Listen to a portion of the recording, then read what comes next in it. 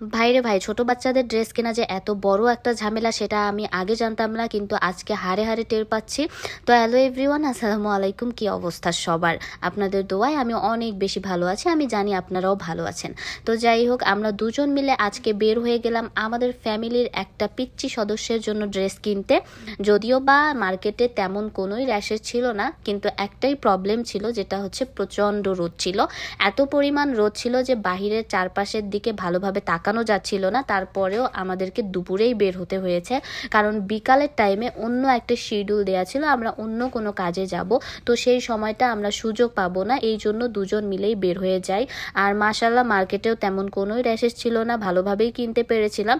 কিন্তু একটার পর একটা ড্রেস দেখছিলাম, কিন্তু মুরাদের একটাও পছন্দ হচ্ছিল না। তারপর আমি বললাম যে পরিমাণ গরম পড়ছে, তুমি তোমারটা বাদ দাও, আমি আমার পছন্দ অনুযায়ী কিনি। যেহেতু দুইটা পিচ্চির জন্য দুইটা ড্রেস কিনবো, তারপর আমি একটার পর একটা দেখা শুরু করলাম।